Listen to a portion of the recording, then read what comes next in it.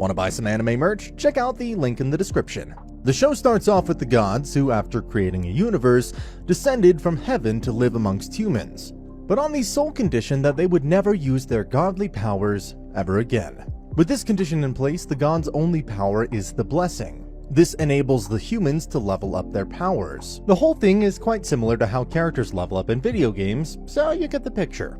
These humans, known as Familia, become one of that god's very kin. However, things look grim when Bel Cranel, the only member of the goddess Hestia's family, is almost killed by a minotaur. But he's saved by Ice Wallenstein, a high-level adventurer and a member of the Familia of the goddess Loki.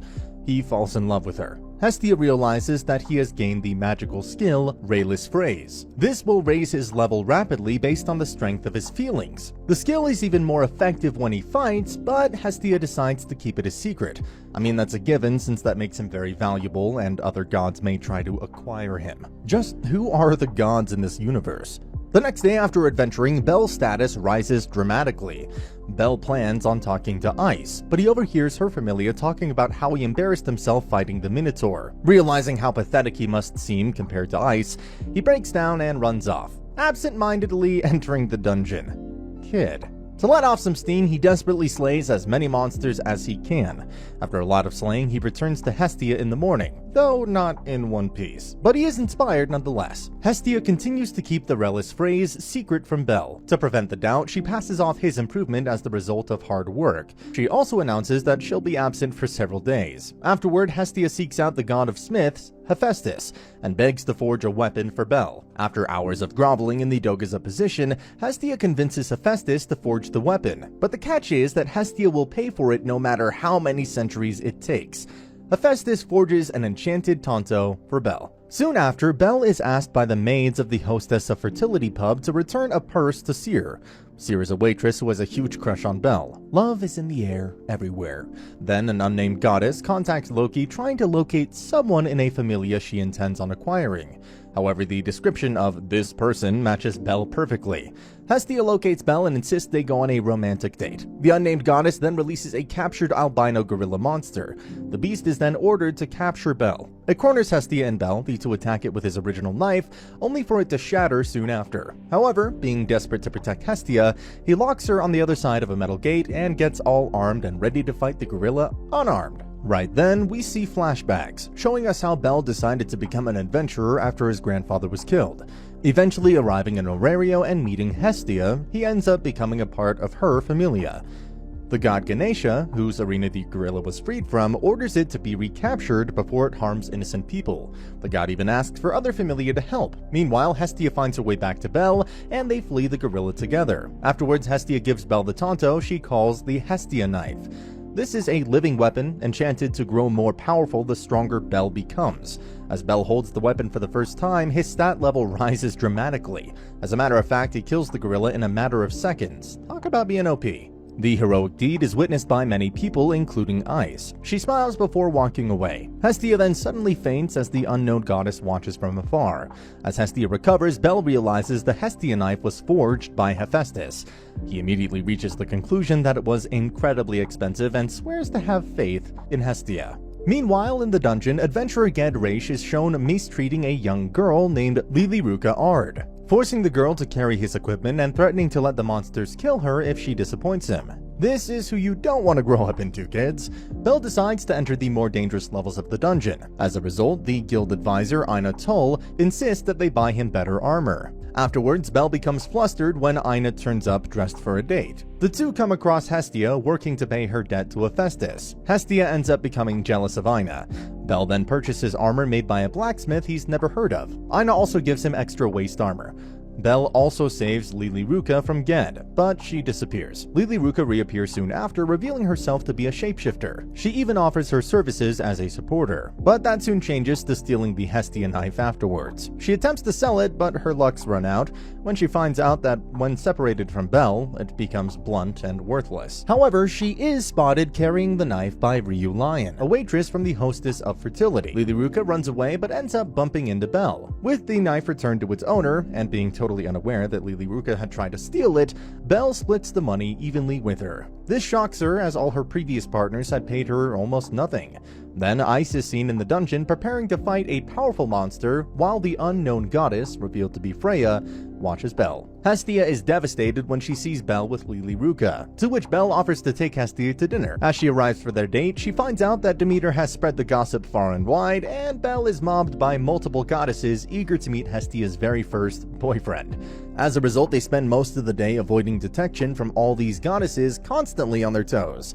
Lily Ruka ends up losing the money to the members of her Soma Familia and becomes determined to steal Belle's knife, but she becomes even more confused as Belle continues to treat her kindly. After reading a book on magic he borrowed from Seer, Belle learns the Firebolt spell. He rushes to the dungeon to test his new ability, but being unfamiliar with magic, he overexerts himself and loses consciousness. Ice finds him and puts his head in her lap until he wakes up. Once he does, he flees. He embarrassed himself in front of her again. While looking for Lily Ruka, Belle refuses an order from Ged to make a profit by stealing the money Lily Ruka had managed to hide from the Soma Familia. After her parents died, Lily Ruka was forced to become a supporter until she came to have an animosity towards all adventurers. The Loki Familia discover that the Soma family has ceased worshipping their god. Instead, they've become brewing a powerful wine that's so addictive that other adventurers hand over their entire fortunes just to have a taste. Ice, who has grown interested in Belle, has been depressed since he ran away from her once again. Aina, being suspicious of Lily Ruka, asks Ice for a favor. In the dungeon, Lily Ruka tricks Belle into fighting powerful monsters and steals his knife yet again. She is caught by Ged, who is suddenly betrayed by the Soma Familia. Ged is killed and Lily Ruka is forced to surrender her key before being left to be killed by monster ants. Accepting her death, she's surprised when Belle suddenly appears and saves her. Lily Ruka cries and admits to having cheated or stole from him. Despite this, Belle forgives her and they form a true relationship. Meanwhile, Ice, who had hidden in the thick fog to kill the monsters attacking Belle, is mad at herself for forgetting to apologize to him when she finds a piece of his armor he lost during their fight. Lily goes to meet Hestia with Belle, where she apologizes for her actions. Hestia reluctantly accepts, telling her to watch over Belle. They proceed to fight for him while he runs off all embarrassed. Belle goes up to meet with Aina. Ice is there waiting with her. She stops him before he can run off again. Ice returns his lost arm gauntlet she found in the dungeon and apologizes for scaring him off so many times.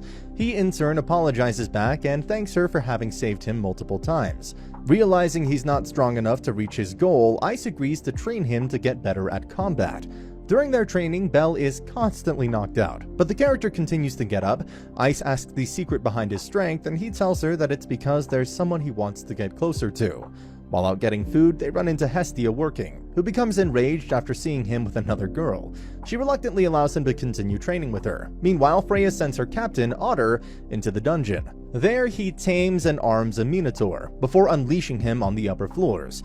Belle discovers Ice has officially ranked up to level 6. He pushes his drive even more to make her reach even higher. While assisting Seer in chores, Ryu tells him that he should be looking to expand his party, that going on adventures is the key to leveling up.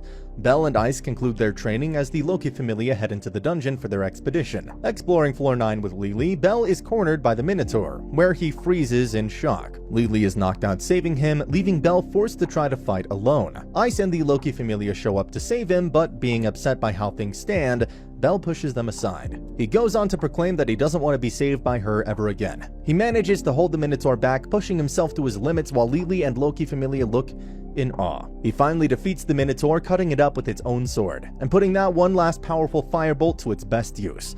With the monster defeated, Belle stands victorious and unconscious. The Loki Familia is speechless, especially after learning that all of his stats are S rank. Shortly after, Belle awakens back at home and is confronted by Hestia.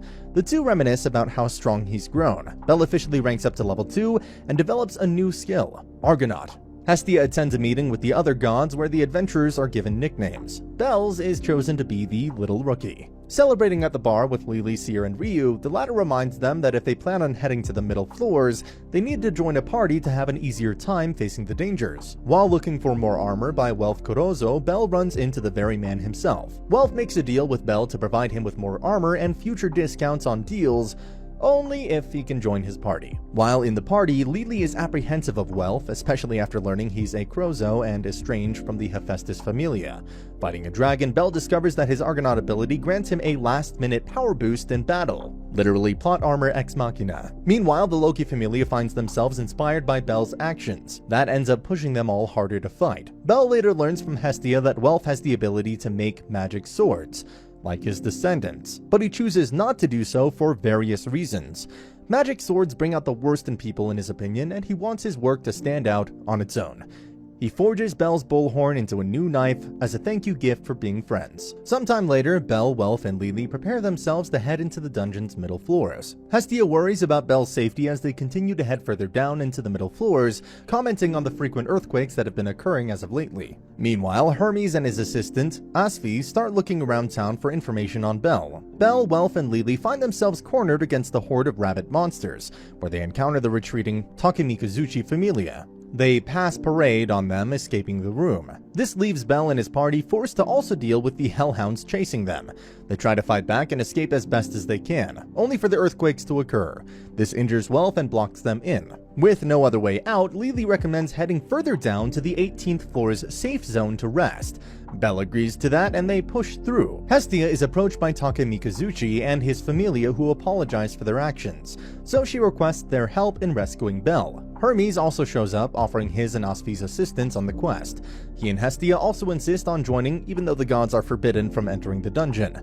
Bel and the party struggle to keep their strength as the monsters get worse, while Hestia and her party prepare to head into the dungeon, with newfound assistance from Ryu. Bel, Lili, and Welf continue their way further down the dungeon, Hestia and her party slowly following suit. Hestia confronts Hermes as to why he's so interested in Bel, to which the reveal comes that he's been assigned to watch over him by someone.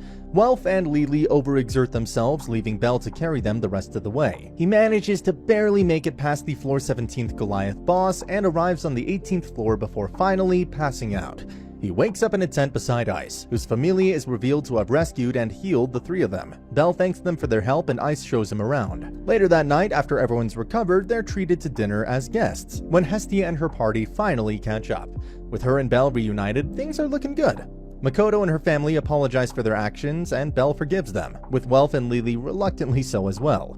Afterwards, Ice goes to check up on Bel and tells him about the town on the floor. An eavesdropping Hestia shows up and invites herself to the visit without anyone saying anything at all. Meanwhile, Welf agonizes over Hephaestus' comments about rethinking his stance on magic swords. Bel and the rest of the group visit the town of Rivera, where Bel runs afoul of a couple aggressive adventurers he had a previous encounter with. The girls decide to take a bath while Hermes takes Bel to talk somewhere. Bel realizes Hermes brought him just to spy on the girls.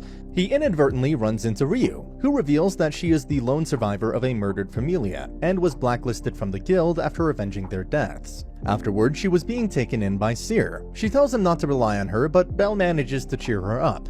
The rogue adventurers, jealous of Bel's growth, all plan a way to get back at him. As Ice and her familia head back home, Hestia is kidnapped by the adventurers, leaving a letter behind for Bel to face them alone. The lead adventurer challenges Bel to a duel, where he utilizes a magic helmet to turn himself invisible to give Bel a beating. The encounter ends up being set up by Hermes to test Bel's abilities. As Bel manages to fight back and turn the tide of battle, the rest of the party soon show up as reinforcements, and an escaped Hestia unleashes her divine powers to scare them all away. Before they can fully recover, an evil quake starts to occur on the floor. An even greater version of the Goliath floor boss crashes its way onto the 18th floor. Bel and the party go to assist and rescue the other adventurers. On the other hand, Asfi recruits the locals together to team up and take the beast down. She and Ryu work to keep the Goliath at bay, while the others take their time to set up an attack. Despite all the magic they throw at it, the Goliath quickly heals itself. Utilizing his Argonaut skill, Bel unleashes a powerful firebolt blast, but it's not enough. The monster goes to attack him. Oka then manages to shield Bel, but they're both still knocked back and unconscious. Hearing the inspiring words from Hestia, Lili, and Hermes wanting to prove his desire to be a hero, Bel wakes up. Ryu, Asfi, Makoto, and Welf, brandishing a magic sword, each pull direct hits on the monster, allowing Bel enough time to charge up and hit the final blow, nearly disintegrating it, and destroying the crystal within before it can re-heal. As everyone cheers, Hermes exclaims in excitement towards Zeus that Bel is in fact the last of his familia, and has the potential to be the hero this world needs.